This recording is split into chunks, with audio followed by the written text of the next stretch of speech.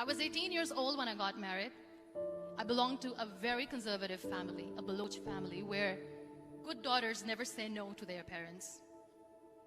My father wanted me to get married, and all I said was, if that makes you happy, I'll say yes. And of course, it was never a happy marriage. Just about after 2 years of getting married, about 9 years ago, I met a car accident. Somehow my husband fell asleep and the car fell in the ditch. He managed to jump out, saved himself. I'm happy for him. But I stayed inside the car and I sustained a lot of injuries. The list is a bit long. Radius ulna of my right arm were fractured. The wrist was fractured. Shoulder bone and collarbone were fractured. My whole rib cage got fractured. But that injury that changed me and my life completely was the spine injury. Many people came to rescue. They gave me CPR. They dragged me out of the car. And while they were dragging me out, I got the complete transection of my spinal cord. Those 2.5 months in the hospital were dreadful. I was at the verge of despair. One day, doctor came to me and he said, well, I heard that you wanted to be an artist, but you ended up being a housewife. I have a bad news for you. You won't be able to paint again. Next day, doctor came to me and said, your spine injury is so bad, you won't be able to walk again. I took a deep breath and I said, it's all right. Next day, doctor came to me and said, because of your spine injury and the fixation that you have in your back, you won't be able to give birth to a child again. That day, I was devastated. I started to question my existence. Why am I even alive? So what kept me going was, one day I asked my brothers, I know I have a deformed hand, but I'm tired of looking at these white walls in the hospital and wearing these white scrubs. Bring me some colors, bring me some small canvas. I want to paint. So the very first painting I made was on my deathbed, where I painted for the very first time. What an amazing therapy it was. Without uttering a single word, I could paint my heart out. I could share my story.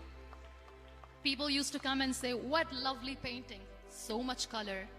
Nobody could see the grief in it. Only I could. And that day I decided that I'm going to live life for myself. I am not going to be that perfect person for someone. I am just going to take this moment and I will make it perfect for myself.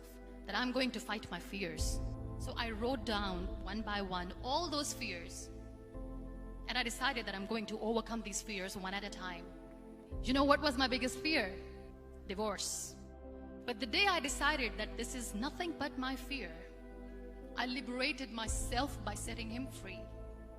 And I made myself emotionally so strong that the day I got the news that he's getting married, I sent him a text that I'm so happy for you and I wish you all the best. And he knows that I pray for him today.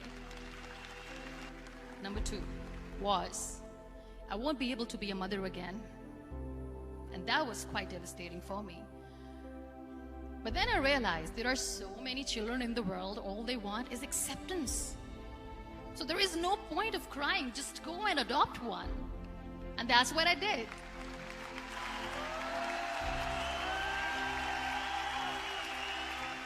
I gave my name in different organizations, different orphanages, and I waited patiently.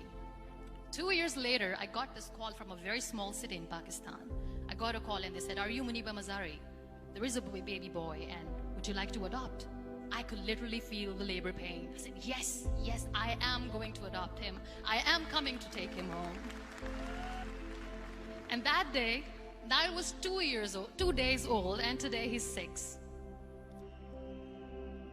You know, when you end up being on the wheelchair, what's the most painful thing? People think that they will not be accepted by the people because we, in the world of perfect people, are imperfects. So I decided to appear more in public. I started to paint. I have done a lot of modeling campaigns. I decided that I'm going to join the national TV of Pakistan as an anchor person. I became the National Goodwill Ambassador for UN Women Pakistan, and now I speak for the rights of women, children. I was featured in BBC 100 Women for 2015. I'm one of the Forbes 30 under 30 for 2016. So when you accept yourself the way you are, the world recognizes you. It all starts from within. We have this amazing fantasy about life. This is how things should work. This is my plan. It should go as per my plan. If that doesn't happen, we give up. I never wanted to be on the wheelchair. Never thought of being on the wheelchair. This life is a test and a trial, and tests are never supposed to be easy. So when you are expecting ease from life, and life gives you lemons, then you make the lemonade, and then do not blame life for that. It is okay to be scared. It is okay to cry. Everything is okay, but giving up should not be an option. They always say that failure is not an option. Failure should be an option, because when you fail, you get up, and then you fail, and then you get up, and that keeps you going. Embrace each and every breath that you are taking.